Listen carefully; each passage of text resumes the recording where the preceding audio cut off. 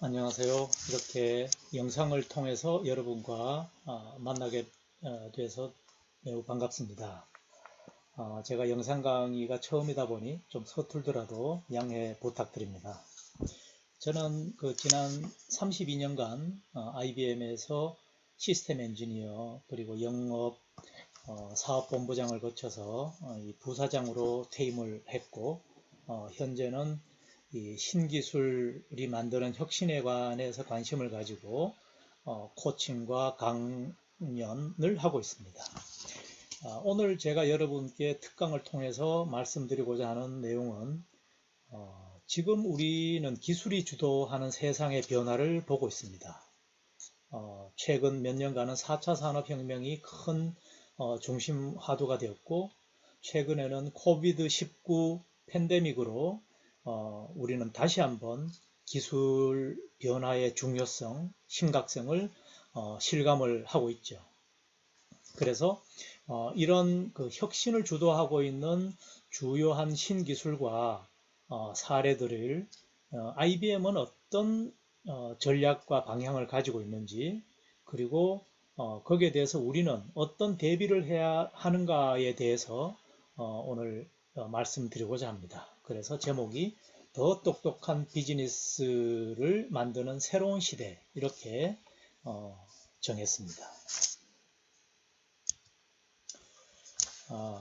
먼저 IBM이 그동안 걸어온 혁신 역사를 한번 보도록 하죠. IBM은 1911년에 창업을 했습니다. 그때는 저울을 만드는 회사로 출발을 했죠.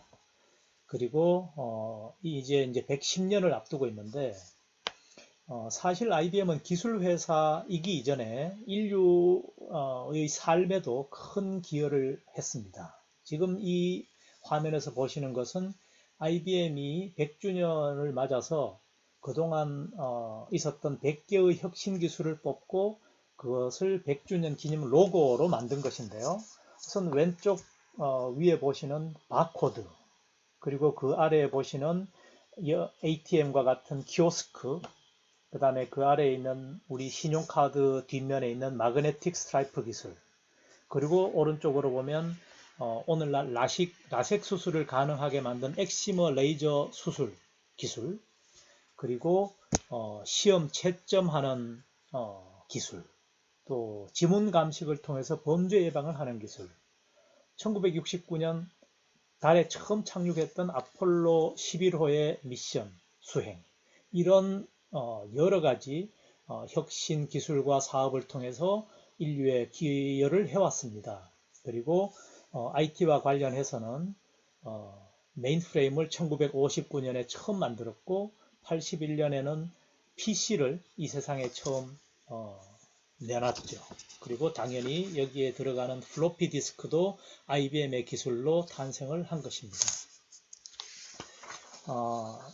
이제 이런 IBM의 기술의 발전을 시기적으로 쭉 나열을 해본 것인데, 여기에도 보면 57년도에 포트란 컴퓨터 언어를 발명한 것, 그리고 요즘 항공 예약 시스템의 원조라고 할 수 있는 세이버라고 하는 항공 좌석 예약 시스템, 그리고 1997년에는 인터넷이 중심이 된 세상으로 가면서 이비즈니스라는 것이 이 세상을 바꿀 것이다 라고 해서 이비즈니스라는 용어를 IBM이 처음 내놓은 적이 있습니다. 그리고 이런 역사를 보면 IBM은 과거 메인프레임으로 시작한 하드웨어와 하드웨어 시스템을 관리하는 그런 회사에서 여러 가지 서비스라는 이 IT 서비스라는 비즈니스를 처음 만들고 학문으로까지 발전을 시킨 과정을 거쳐서 이제는 코그니티브 솔루션, 즉 인간의 인지 능력에 버금가는 기술, 인지 능력을 실현하는 기술을 중심으로 소프트웨어 중심의 회사로 변모를 하고 있습니다. 그래서 클라우드와 인지 기술이 리드하는 소프트웨어가 IBM 비즈니스의 한 반을 차지한다면, 나머지 반이 이런 기술들을 지원하기 위한 하드웨어와 서비스로 구성이 되어 있는 그런 회사로 탈바꿈을 하고 있습니다. 그래서 IBM의 오늘을 한마디로 한 문장으로 표현을 하면 여러 산업에 특화된 솔루션을 AI와 데이터가 중심이 된 코그니티브 솔루션과 그리고 이런 솔루션을 클라우드에 얹어서 제공하는 회사다. 이렇게 말씀을 드릴 수가 있습니다. 여기서 이제 코그니티브 솔루션이라고 하는 용어가 좀 생소한 분들도 계실 텐데요. 이 코그니티브라는 것은 우리말로는 인지 또는 인식 이렇게 번역을 하고 있는데 사람의 인지 능력에 버금가는 기술 이렇게 의미를 해석하면 되겠고 이것은 결국 AI를 의미합니다. IBM에서는 IBM의 AI 솔루션에 왓슨이라고 하는 우리 그 회사 창업자의 이름을 따서 닉네임을 붙였습니다. 이게 이제 왓슨이 세상에 널리 알려지게 된 계기는 2011년에 그 미국 ABC 방송의 유명한 퀴즈 프로그램인 제오퍼디라고 하는 데에서 그동안의 역대 챔피언 2명과 대결을 벌여서 승리를 했던 이 사건이 큰 센세이션을 일으켰고 이렇게 해서 이제는 AI 기술이 사람과 대화를 하고 그리고 사람의 추론 능력을 능가할 수 있다라는 그런 가능성을 보여준 그런 큰 사건이었습니다. 그래서 이렇게 AI가 인간의 인지 능력에 도전한 이 사건을 계기로 그동안 인공지능이라고만 표현을 해왔던 AI 기술을 더 발전된 코그니티브 기술, 코그니티브 솔루션이라고 표현을 하게 된 것입니다. 자, 그럼 지금까지 IBM의 혁신 과정과 최근의 중점 전략에 대해서 간단히 알아봤습니다. 이제 지금부터 기술에 대한 설명에 들어가기 전에 우리 기업과 정부 조직을 둘러싼 이 환경에 어떤 변화가 있는지부터 말씀을 드리도록 하겠습니다. 이것도 많이 알려진 그리고 여러분께서 익히 들어보신 내용일 텐데 포춘은 매년 500대 기업을 뽑아서 발표를 하죠. 2000년 이후에 포춘 500대 기업의 52%가 사라지거나 또는 파산하거나 또는 인수합병이 되어서 없어졌다라는 통계가 있습니다. 이것은 결국 원인이 뭐냐? 결국 변화에 적응하지 못하는 기업은 도태하고 만다라는 교훈을 주고 있습니다. 그럼 어떤 변화냐? 결국은 디지털 세상으로 가는 변화에 적응하지 못한 것이 제일 큰 원인이다라고 다들 보고 있습니다. 그래서 최근에 기업이나 각 조직의 생존을 위한 화두로서 디지털 트랜스포메이션, 디지털 전환이 서바이벌 하기 위한, 살아남기 위한 방향이다. 이렇게 보고 있고 다들 어떻게 디지털 트랜스포메이션 또는 디지털 이노베이션을 이룰 거냐 이런 과제를 심각하게 고려를 하고 있습니다. 다음으로 이런 디지털 세상의 근본적인 변화, 데이터에 관련된 내용을 말씀드려보겠습니다. 지금 우리를 둘러싼 또 기업을 둘러싼 그 환경 변화의 가장 큰 이 변화 중에 하나가 데이터가 폭증하고 있다라는 겁니다. 여기 보시듯이 각종 소셜 미디어, 페이스북, 트위터, 인스타 그리고 카카오톡 이런 소셜 미디어를 통해서 매 30초마다 80만 개, 이건 작년 데이터니까 지금은 더 늘어났을 겁니다. 이런 데이터들이 시시각각으로 쏟아져 나오고 있다라는 겁니다. 그리고 작년까지 전 세계 인구 중 28억 명, 즉 이 세계 인구의 3분의 1이 소셜 미디어를 사용하고 있다. 즉 그만큼 많은 데이터를 만들어내고 있다라는 의미죠. 또한 올해 말이 되면 전 세계 인구의 80%는 디지털 네이티브일 것이다. 디지털 네이티브라는 것은 태어날 때부터 디지털 기술을 생활처럼 사용해야 되는 운명을 타고난 세대, 라고 볼 수 있겠습니다. 그러니까 요즘 아기의 체온도 디지털로 재고 또 좀 자라나면 핸드폰을 필수적인 생활기기로 사용을 하게 되지 않습니까? 그리고 마지막 예로 핏빗은 유명한 그 건강 이 밴드 회사인데 재미교포가 2007년도에 창업을 했고 2015년에 미국 증시에 상장을 한 회사입니다. 이거를 작년 11월 구글이 2조 4천억 원에 인수를 했습니다. 왜 인수를 했을까요? 이 회사는 1억 대 이상의 기기를 판매했고 한 3천만 명의 이 사용자를 가지고 있는데 이들이 새롭게 만들어내는 방대한 정보를 실시간으로 저장하고 분석, 모니터링을 하게 되면 이걸 바탕으로 사용자의 건강 상태를 예측할 수 있다는 것입니다.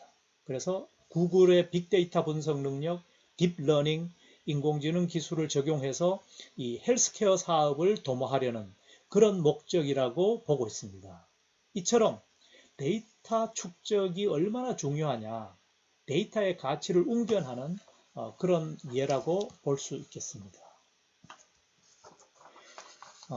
그리고 이런 폭증하는 데이터의 그 원천, 소스는 어떤가, 어디에 저장이 되고 있는가를 보면 2000년대까지는 이 반 이상의, 그러니까 우리가 다루는 데이터의 반 이상은 엔터테인먼트 분야의 데이터입니다. 즉 노래, 영상 이런 것들이죠. 주로 CD나 DVD에 담겨져서 저장이 되고 그걸로서 유통이 되고 했죠.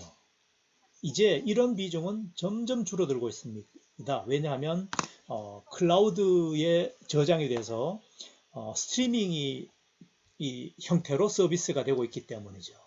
대신 엔터프라이즈, 즉 기업에서 데이터를 만들어내고 저장하는 비중이 이제는 반 이상을 점유를 하게 된다라는 겁니다.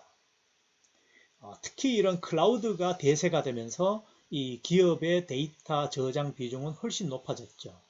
물론 우리가 실시간으로 데이터와 서비스를 제공하는 비즈니스가 늘면서 모바일 기기에 저장하는 추세도 늘어나고 있습니다.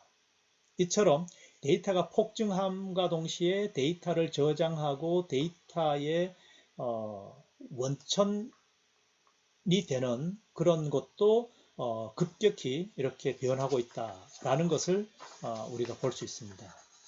그럼 이런 데이터를 우리 기업들이나 조직들은 어떻게 활용하고 있는지 보도록 하죠. 조금은 충격적인 것이지만 기업의 현재 15%도 되지 않는 기업들만이 15%도 채 되지 않은 기업들만이 이런 데이터를 다뤄서 정보로 활용을 하고 있다라는 그런 통계가 있습니다. 반면에 오른쪽에서 보시듯이 와이어드라고 하는 유명한 IT 매거진에서는 데이터는 이제 새로운 오일이다. 이 구식 경제에서 기름이 차지하는, 오일이 차지하는 위치를 앞으로 디지털 경제에서는 데이터가 그 위치를 차지한다. 즉 데이터가 디지털 경제의 쌀이 된다, 기름이 된다라는 뜻이죠. 그리고 맥킨지 컨설팅 펌에서는 이게 차세대의 선도자가 될 것이다. 그리고 이런 반면에 현재 이 이코노미스트에서 이런 가장 중요한 소스임에도 불구하고 세계에 산재되어 있는 데이터의 80%가 아직도 우리가 접근도 하지 못하고 분석도 하지 못하고 있다. 잠자고 있다. 이렇게 보고 있는 겁니다. 그래서 현재 우리의 과제는 이런 앞으로 수년간 이런 데이터가 글로벌 비즈니스에 미칠 잠재적인 파괴력을 우리가 알아야 되고 이것이 IT 시대에서 디지털 트랜스포메이션의 시대로 넘어가면서 AI가 중심이 되는 세상에서의 요리의 재료가 되는 이런 이 과제를 안고 있습니다. 지금까지 경연 우리를 둘러싸고 있는 환경이 어떻게 변화했고 그 변화의 중심에는 데이터가 있다. 그리고 데이터가 얼마나 중요한지에 대해 말씀을 드렸습니다. 이제 데이터를 활용하는 기술에는 이제 어떤 것들이 있는지 보도록 하겠습니다.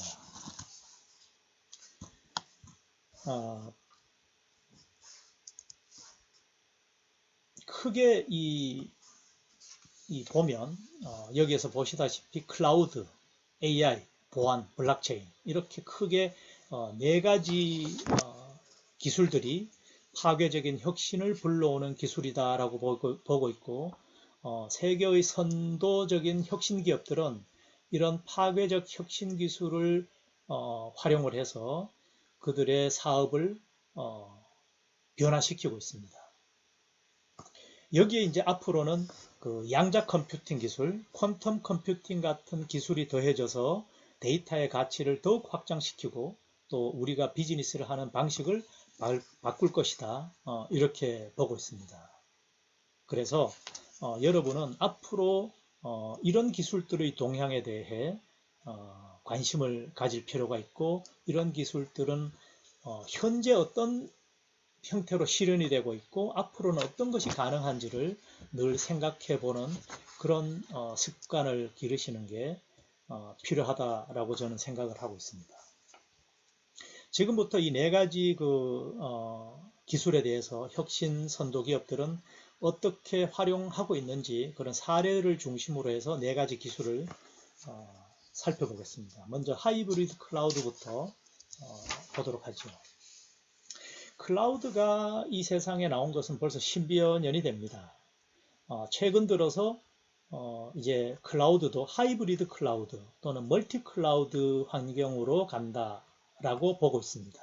하이브리드 클라우드라는 것은 우리가 보는 뭐 네이버, 아마존, 구글 이런 이 퍼블릭 클라우드뿐만이 아니고 내 기업 내에 내 조직 내에 가지고 있는 자체 컴퓨터도 클라우드처럼 운용하는 그런 클라우드의 방식이 내 것과 클라우드 벤더가 제공하는 것이 혼용해서 사용이 되는 형태를 하이브리드 클라우드라고 합니다. 또 여러 가지 벤더의 클라우드를 같이 쓰는 아마존, 구글, IBM, 마이크로소프트 이런 이 퍼블릭 클라우드 여러 가지를 각각 업무에 맞게 혼용해서 쓰는 것은 멀티 클라우드라고 합니다.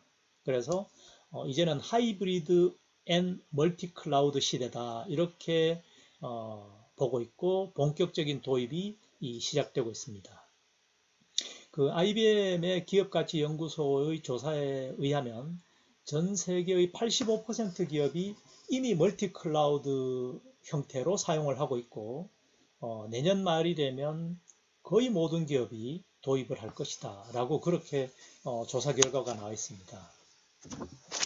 그리고 우리나라도 이제 작년에 이 규제 완화를 크게 했지만 전 세계적으로 이런 클라우드의 효용 가치를 인정을 해서 여러 가지 규제 완화 경향을 보이고 있습니다. 물론 아직도 보안과 컴플라이언스 이슈는 이 컴플라이언스 이슈에 대한 우려는 존재를 하지만 우리나라도 작년 1월에 전자금융감독 규정을 개정을 해서 금융회사가 클라우드를 이용해서 이 개인 신용정보나 고유 식별정보 같은 중요한 정보를 처리할 수 있게 되었습니다.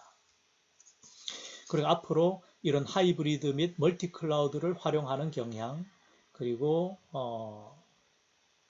클라우드의 보안성 또 레드햇과 같은 그 오픈 소스를 활용한 경쟁력 또 클라우드를 도입해서부터 운영하는 데까지 자체 인력을 통해서 모든 걸 관리할 수 있도록 하는 엔드-투-엔드 클라우드 관리 서비스 이런 것들이 이런 클라우드 도입 확산의 중요한 기술로 부상을 하고 있습니다. 그럼 이제는 하이브리드 클라우드의 사례를 보기로 하겠습니다. 아메리칸 에어라인 요즘 이 코로나 팬데믹 때문에 항공회사들이 많은 어려움을 겪고 있습니다. 이 아메리칸 에어라인은 이 클라우드에 이 고객들이 예약 변경하는 다이내믹 리부킹이라고 하는 이 예약 변경 시스템과 앱 서비스를 개발해서 혁신 사례로 주목을 받고 있습니다. 기존 시스템하고 클라우드를 함께 활용을 해서 그러니까 하이브리드 클라우드를 기반으로 해서 고객이 예약 변경이 필요할 경우에 셀프 서비스로 그때그때 이 리부킹을 하도록 함으로써 기존 시스템 업그레이드 비용 절감, 그 다음에 시스템 운영에 대한 신뢰성, 또 고객 대응 시간도 단축을 했고 퍼블릭 클라우드를 이용하면서 이 앱 개발이 훨씬 더 빨라졌다라는 그런 효과를 거둔 사례입니다. 다음은 미국의 유명한 이 가전회사 월풀입니다. IBM과 파트너링을 해서 고객 서비스 매뉴얼이라든지 사용법, 그리고 야미라고 하는 요리책 앱, 이런 것들을 클라우드로 개발을 했고, 그래서 이런 직원들에게도 새로운 그 도구와 기능을 제공함으로써 월풀 제품에 대한 사용성을 높이고 고객의 경험을 바꾸는 그런 사례가 되겠습니다. 다음으로 AI로 넘어가 보겠습니다. AI는 제가 더 이상 강조할 필요가 없을 만큼 우리 현재를 바꿔놓고 있기도 하고 앞으로 가장 주목받는 기술입니다.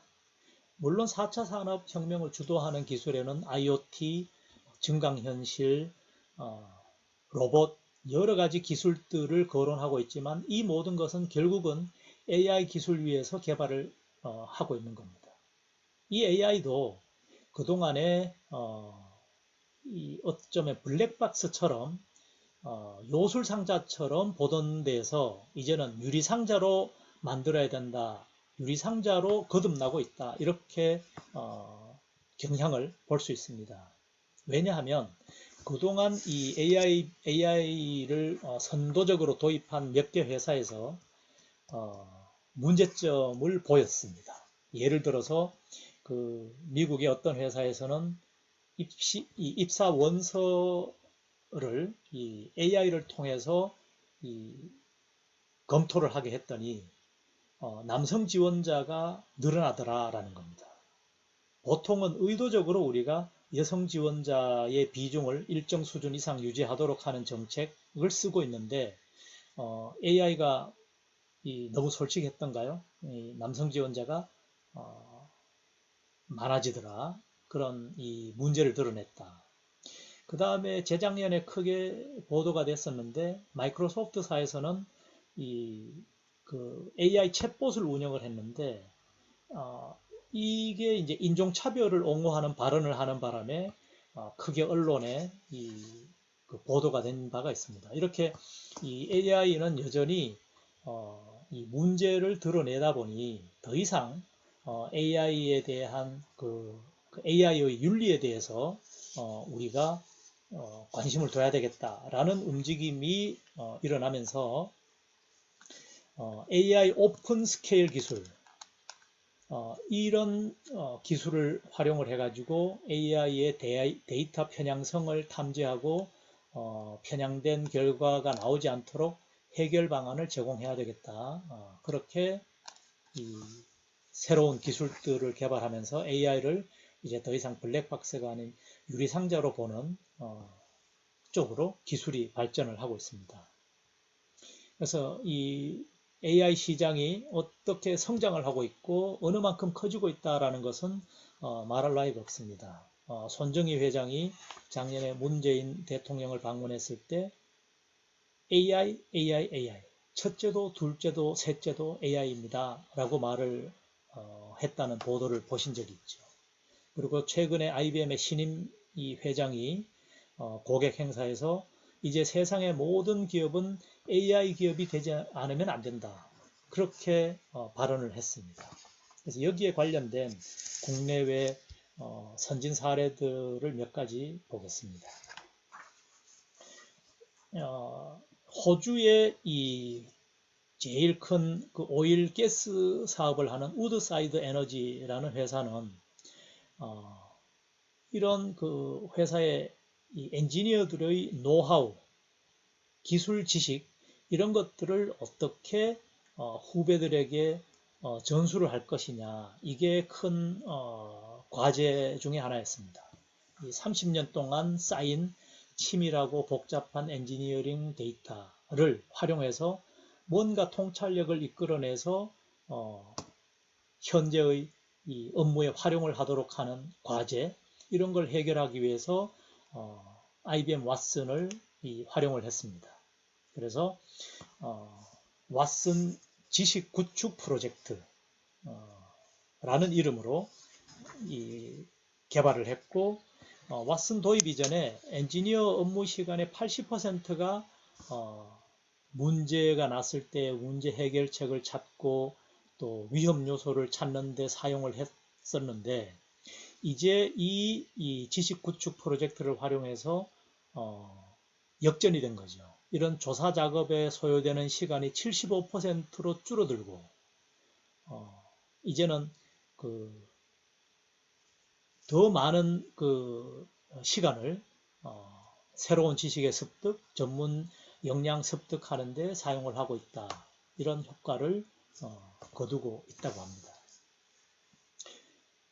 국내 사례도 사실은 꽤 있습니다. 현대카드의 경우에 우리나라 금융업계 최초로 한국어로 된 왓슨 기반의 챗봇을 개발을 했습니다. 이름은 현대카드 버디라는 이름이고, 현대카드에서 출시하는 다양한 신용카드 종류별 혜택을 인지를 하고서 고객 니즈에 맞춰서 가지고 제공하는, 그래서 오른쪽에 보시다시피 상담원도, AI 상담원도 2명이 있습니다. 남성, 여성. 이 2명이 고객과의 대화를 통해서 서비스를 제공을 하고 있습니다. 그래서 선결제는 어떻게 되고, 한도 조회라든지 한도 조정을 한다든지, 청구 내용, 입금 내용을 확인한다, 뭐 이런 등등의 적용을 하고 있고, 한 번에 최대 100명을 동시에 처리를 할 수 있다는 겁니다. 사람이 한다면 할 수 없는 일이죠. 사람 100명이 해야 되는 일을 이 AI 상담원이 동시에 처리를 하는 그런 효과를 거두고 있습니다.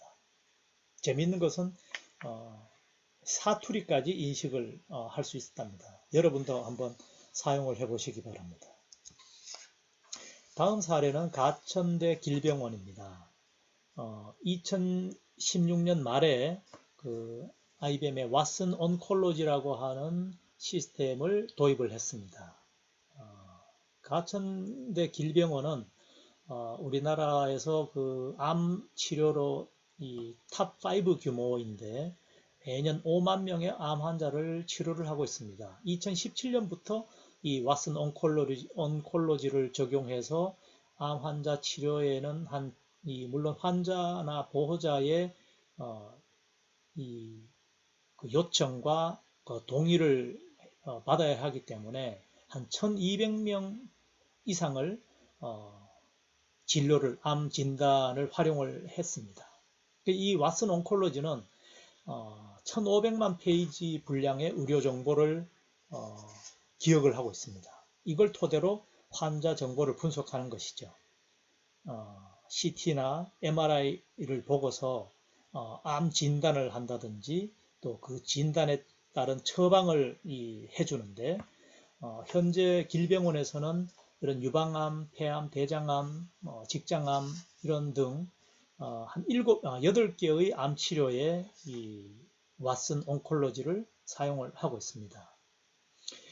그동안에는 사실 의료보험 적용에 좀 어려움이 있었는데, 작년에 건강보험심사평가원에 이 급여 기준 정보를 추가함으로써 이제는 우리나라의 보험급여 체계가 고려된 정보에 기반해서 이 암 치료를 하고 암 진단을 결정할 수 있게 되었다고 합니다. 그래서 이거는 그 의료진이 처방을 할 경우에 대개 처방전을 낸다 그러면, 그러니까 물론 진단 이후에 처방전을 내는데 전문의의 경우 한 16시간에서 20시간이 소요되는데, 그에 반해서 이 왓슨 온콜로지는 8초에서 10초 정도 만에 처방을 낸다고 하고, 또 이 왓슨을 중심으로 각 그 과목별 이 전공의들이 모여서 공동 협진을 하는 그런 진료 체계가 가능해졌다라는 그런 또 추가적인 이점을 보고 있다라고 하죠. 다음은 롯데입니다. 롯데 쇼핑 그룹인데 여기서는 이 여러 가지 채널, 온라인, 오프라인 등의 고객 데이터를 수집해서 통찰력을 극대화하는데 IBM 왓슨을 적용을 했습니다. 그래서 오른쪽 하단에 보듯이 이 롯데 쇼핑 어드바이저를 줄인 로사라고 하는 쇼핑 어드바이저를 만들었습니다. 마치 그 가상의 개인 비서의 도움을 받듯이 예를 들면 그 딸아이의 생일 선물로 무엇이 좋은지에 대한 상품 추천을 받는다든지, 또 백화점이나 마트를 방문했을 때 매장 위치를 찾는다든지, 그리고 제품을 오프라인 매장에서 주문을 한 다음에 온라인 픽업 서비스를 어디서 하면 될지, 이런 등등의 서비스를 이 로사가 제공을 해주고 있습니다. 여기까지 AI 기술이 어떻게 활용되고 있는 사례들을 국내외 사례들을 봤습니다. 이제 보안 기술로 넘어가 보겠습니다. 이 보안은 사실 모든 이 기술의 위에 있습니다. 어떤 기술이 나오더라도, 새로운 기술이 나오더라도 보안이 보장되지 않으면 기술의 확산은 정체될 수밖에 없습니다. 특히 작년부터 이 많은 기업들이 AI와 클라우드를 도입해서 실제 비즈니스에 적용을 하고 있는데, 이 모든 기술의 원천이 되는 데이터가 급격하게 늘어나게 되죠. 이러다 보니 이 데이터 보안에 대해서 많은 고민을 하고 있습니다. 보안이 완벽하게 갖춰지지 않으면 시스템의 신뢰성을 잃게 되기 때문에, 게다가 우리나라는 개인정보 보호에 대해서 세계 어느 나라보다도 먼저 중요성을 인식하고 법제화를 했습니다. 따라서 이렇게 개인정보와 데이터에 대한 보호 이슈는 모든 산업과 기업에 있어서 이 중요한 화두가 되고 있고, 앞으로도 이 보안 관련된 비즈니스는 더욱 발달할 걸로 보고 있습니다. 특히 인공지능, 클라우드, 블록체인과 같은 기술의 발전에 따라서 그 중요성이 더 강조되고 있죠. 그 중에서도 이 클라우드 관련된 보안은 전체 보안 이슈의 한 60%를 차지하면서 매년 20% 이상 시장 규모가 성장을 하고 있답니다.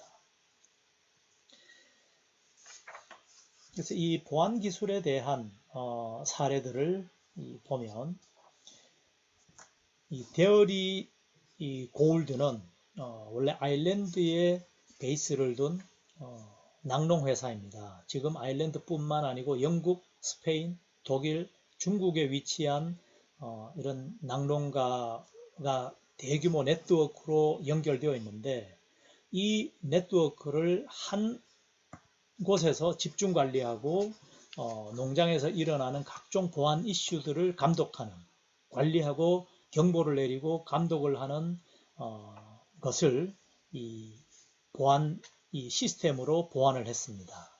그래서 하루 한 400만 이벤트, 그러니까 보안이 의심되는 이벤트가 이제는 17개로 대폭 감소를 했다. 뭔가 조치가 필요한 사건은 그만큼 이 시스템이 강화가 됨으로써 감소를 했다는 것이고, 이것을 위해서 이 보안 이 정보를 통합했고 또 글로벌한 이 비저빌리티를 향상시켰기 때문에 실시간으로 위험을 감지하고 분석하고 탐지하는 이 능력을 갖추게 됐다라는 사례가 되겠습니다. 이제 마지막 그 기술인 블록체인에 대해서 말씀을 드리죠. IDC가 그 재작년 말에 예상을 한 것은 내년까지 이 블록체인 기술은 산업별로 특화해서 구현이 될 것이다. 그리고 전체 이 거래 규모의 35%를 절감할 수 있을 것이다로 예측을 했습니다.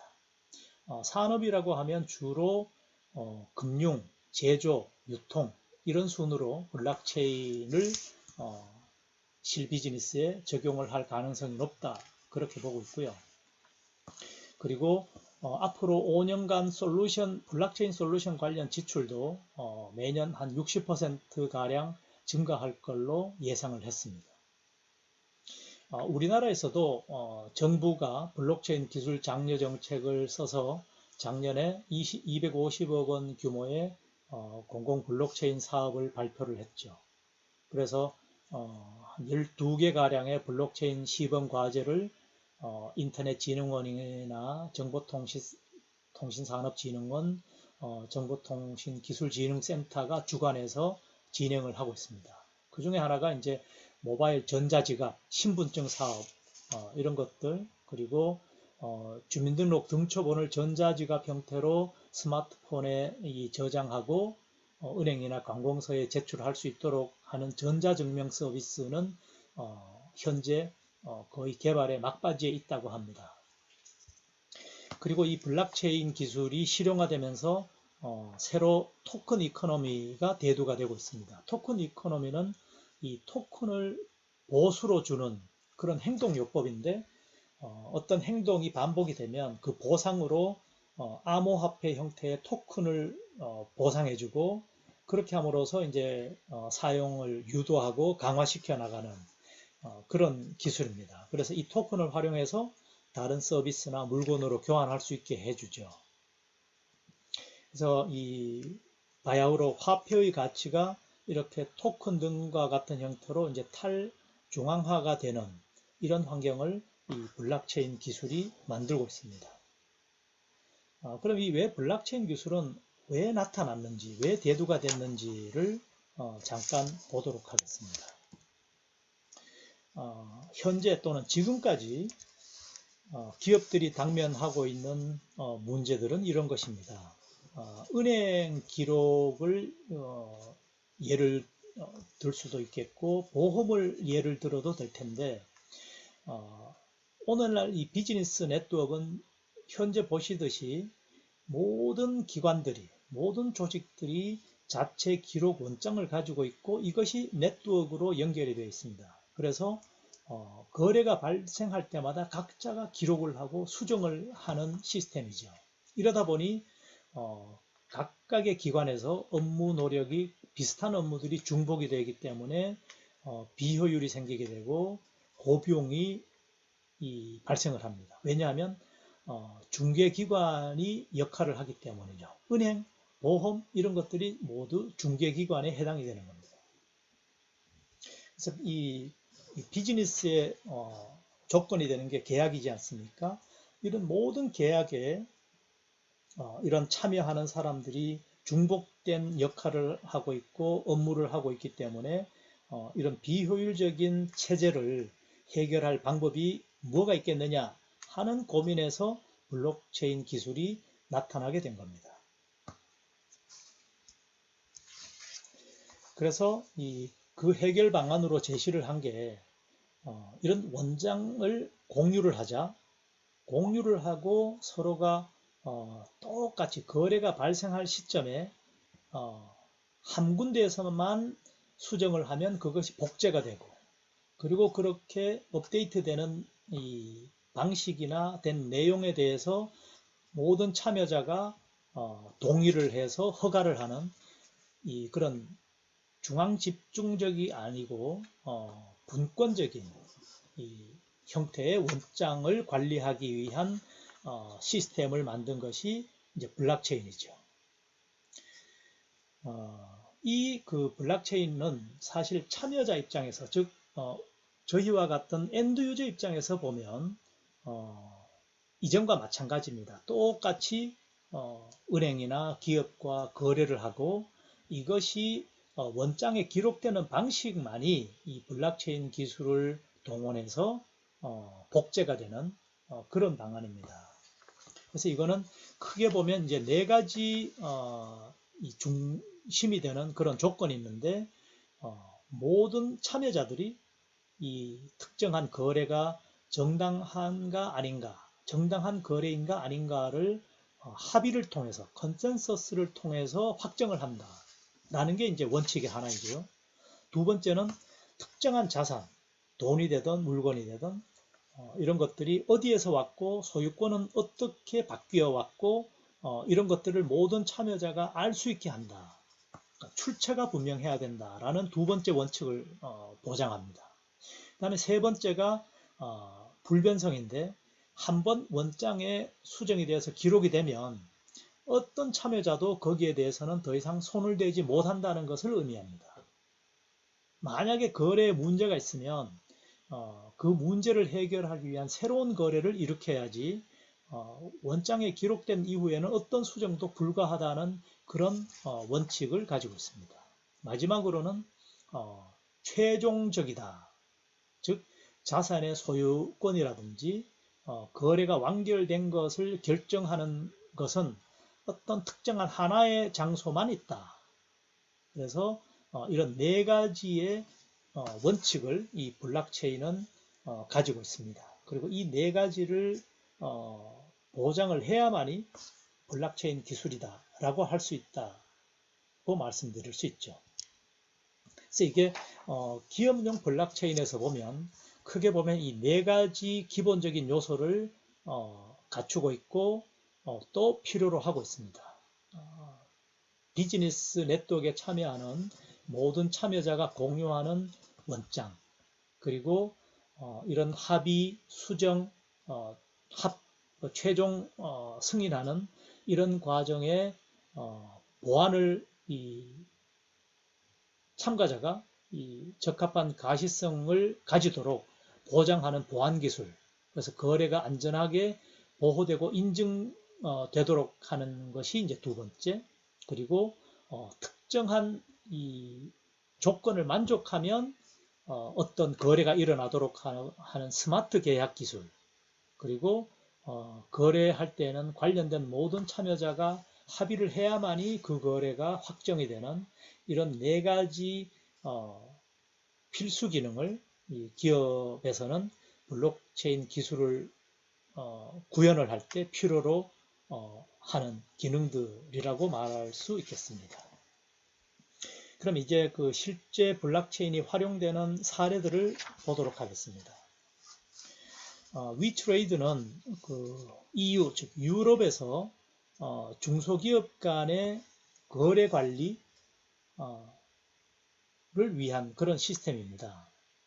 이 중소기업 간의 무역은 대기업 간 거래와 달리 시장 경제에 참여하고 있지만 은행들이나 여러 그 감독기관의 서비스를 제대로 받지 못하는 사각지대가 많다라는 문제에서 출발해서 이런 거래를 관리하고 추적하고 보안을 제공하는 시스템을 금융무역 플랫폼을 블록체인 기술을 활용해서 만들게 된 것이죠. 그래서 신용장 거래라든지 온라인 결제, 자금 조달 이런 중요한 중소기업 간 거래를 촉진하기 위한 목표를 가지고 여기서 보시는 12개 이 금융기관들이 참여를 했습니다. 그리고 지난달에는 IBM이 블록체인 블록체인 기술을 제공을 해왔지만 IBM도 여기에 20%의 지분 참여를 하기로 했고, 그 얘기는 IBM이 매개가 돼서 이 위트레이드를 글로벌 무역 네트워크로 확장하기 위한 그런 이 계획을 가지고 있다라고 합니다. 그 다음은 트레이드 렌즈라고 하는데 이 글로벌 물류 시스템에 블록체인을 적용을 했습니다. 머스크는 전 세계 최대의 이 물류 회사이죠. 이 머스크와 IBM이 큰 주주가 돼서 합작 형태로 트레이드 렌즈를 출범을 시켰고 전 세계 물류 현황을 블록체인 기술을 활용해서 추적하고자 하는 플랫폼입니다. 예를 들어서 케냐의 이 원예 수출 업체가 꽃을 이 네덜란드의 이 로테르담 항구에까지 선적을 한다고 했을 때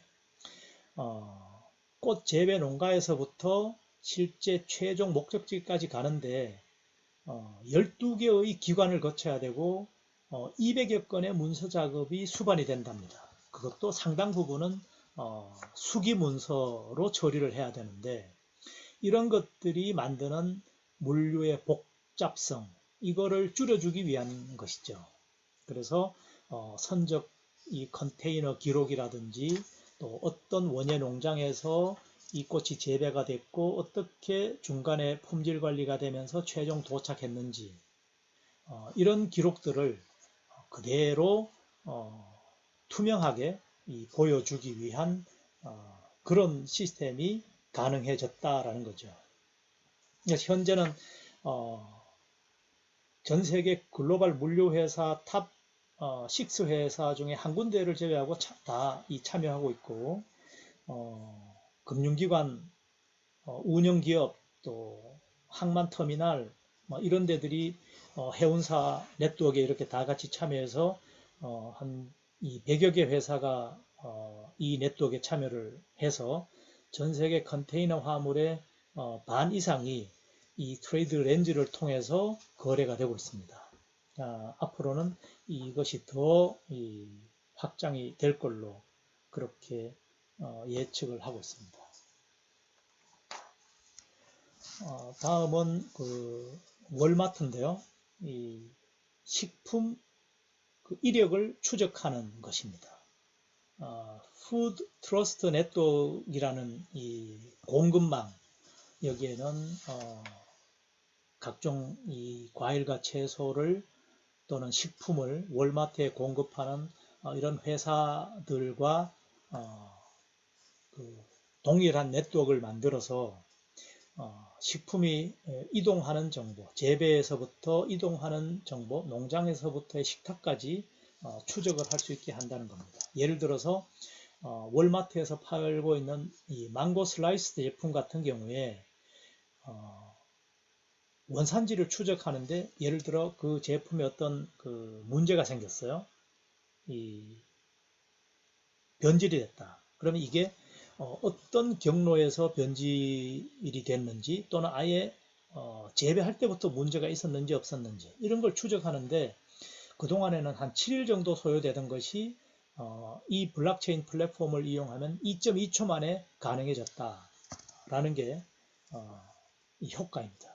그래서 식품 리콜 과정의 혁신이 가능해져서 식중독도 예방해서 생명을 구하는 그런 이점까지도 제공을 하고 있고 물론 돈을 절약하게 해준다 하는 그런 혜택을 보고 있습니다. 현재는 심지어 그 배추와 같은 채소들 또 월마트가 인도에서는 수입하는 게 새우인데 이런 새우 수입에도 적용을 했다고 그러고 뭐 아이스크림 또 뭐 딸기, 햄버거 패티 이런 등등에까지 이런 식품 추적 관리를 하고 있다는 거죠. 앞으로 이 시스템을 적용을 해서 미국 FDA는 의약품 유통 정보도 공유하고 이 추적하는 블록체인 플랫폼을 현재 테스트하고 있다고 합니다. 마지막으로 이 블록체인 기술을 활용한 이런 사회적 기업 사례인데요. 플라스틱 뱅크입니다. 지금 전 세계적으로 플라스틱 해양 쓰레기 문제가 아주 심각합니다. 1분마다 트럭 한 대분의 플라스틱이 버려지고 있다고 합니다.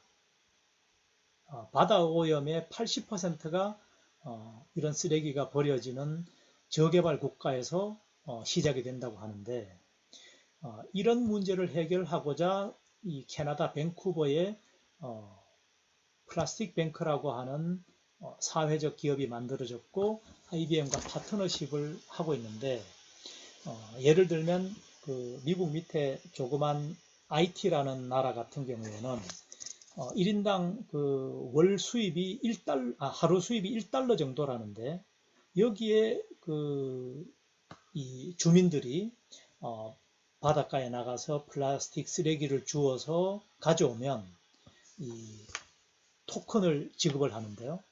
이 디지털 토큰은 스마트폰에 넣어준답니다. 이 사람들은 은행도 거래를 하지 못하는 수준이기 때문에, 또 스마트폰이 없는 사람한테는 플라스틱으로 만든 아주 저가형 플라스틱 스마트폰을 나눠줘서 그 폰에 토큰을 저장해주는 형태로 플라스틱 쓰레기 수거에 대한 보상을 해줘서 동기부여를 하고 있다는 겁니다. 그렇게 하면 이 토큰으로 이 주민들은 생수나 음식, 연료, 이런 이 학교의 수업료를 내는데 사용을 하게 되죠. 이런 그 기술들로 해양 오염 문제도 해결을 하고, 또 저개발 국가의 저소득층에 대한 그 도움을 주는 이런 사업에 활용을 하고 있습니다. 이게 이제 IT에서 시작을 했지만 앞으로 필리핀, 인도, 남아프리카 공화국 이런 데로 확산 중입니다. 그리고 앞으로는 이제 여기에다가 AI 기술을 더해서 플라스틱 품질을 식별해서 가치가 높은 쓰레기일 경우에는 더 큰 보상을 해주는 이런 이 기능을 더 추가할 계획입니다. 자, 여기까지 4가지 이 4차 산업혁명을 선도하는 그 혁신 기술과 그 사례들을 봤습니다. 이제 이런 시대를 맞아서 우리는 어떤 대비를 해야 하는지에 대한 말씀을 드려보겠습니다. 이 IBM에서는 이런 신기술이 만드는 변화, 그리고 혁신에서 우리가 주목해야 될 것은 결국 사람이다 라고 보고 있습니다. 왜냐하면 이런 기술들이 결국 우리의 일자리에 큰 이 변화를 만들고 있고, 또 따라서 이런 변화하고 있는 일자리에 사람이 어떻게 빨리 적응할 것인가가 우리가 주목해야 될 과제다. 따라서 기업도 앞으로 내 기업에 필요한 인재상은 어떤 사람이어야 되는지, 여기에 대해서 다시 생각해 봐야 된다라고 보고 있습니다. 그래서 이 IBM의 직전 회장인 이 지니 로메티는 새로운 용어를 제시를 했습니다. 뉴 칼라입니다. 지금까지 이 세상의 노동자에는 블루 칼라와 화이트 칼라가 있었는데, 앞으로의 이 4차 산업혁명 시대에는 변화 적응력과 문제 해결 능력을 갖춘 창의적 인재가 필요하다. 그것을 우리는 뉴 칼라라고 부르겠다라고 선언을 했습니다. 그러면서 이런 뉴 칼라를 키우는 사업의 하나로서 P택이라는 사업을 현재 활발하게 진행을 하고 있습니다. 우리나라에서도 지난 작년 초에 개교를 했는데요. 이것은 고등학교와 전문대학의 과정을 합쳐서 이 4차 산업혁명 기술에 필요한 교육만 집중해서 하는 공교육 혁신 모델입니다. 뉴욕에서 2011년도에 시작해서 이미 110개의 P택 학교들이 설립이 되었고, 전 세계적으로 12만 5천 명의 학생들이 재학 중입니다. 그래서 이 사람들은 각 기업들의 이 인턴으로 이 취업을 해서 그 회사의 인재상에 맞으면 정규직으로 채용이 되는 그런 그 혜택을 보고 있습니다. 우리나라에서는 이 작년에 도입한 게 전 세계적으로는 그 6번째 나라가 되었고 3명 컴퓨터 고등학교와 경기과학기술대학교의 합작으로 인공지능 소프트웨어과 2개 반 52명으로 출발을 했습니다. 그래서 곧 여기에서 졸업하는 사람들은 한국 IBM을 비롯한 이 프로그램에 참여를 선언한 몇 개 기업에 인턴으로 그리고 정규직으로 채용이 되는 그런 특권을 가지게 될 겁니다. 그리고 앞으로도 이제 아일랜드, 브라질, 필리핀, 콜롬비아 이런데 총 10개 국가가 이미 설립을 공식적으로 발표를 했습니다.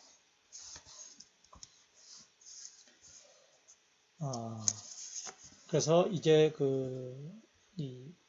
지난 IBM 회장인 로메티가 작년 4월 HR 관련 행사에서 한 얘기입니다. 향후 5년 내지 10년 동안에 AI가 우리가 현재 누리고 있는 직업을 100% 바꿀 것이다 라고 예언을 했습니다.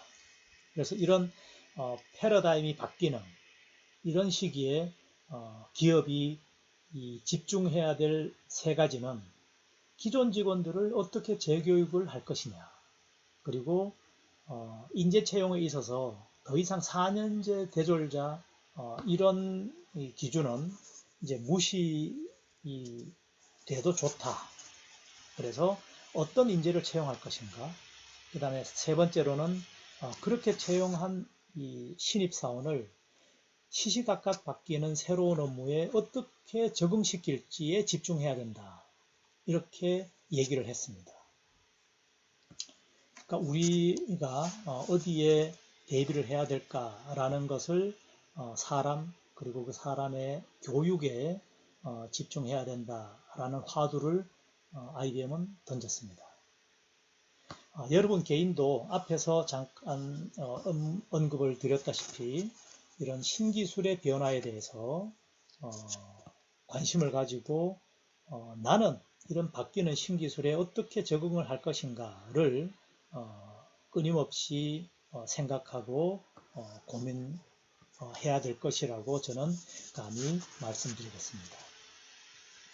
지금까지 제가 IBM의 혁신 과정과 그리고 최근의 중점 전략, 또 환경의 변화와 4차 산업혁명의 중심이 되는 4가지 기술과 그 사례들, 또 앞으로 우리가 무엇을 대비해야 될 것인가에 대한 말씀을 드렸습니다. 영상 강의다 보니 질문과 대답을 할 수 없어서 매우 안타깝습니다. 또한 이 뒷장에는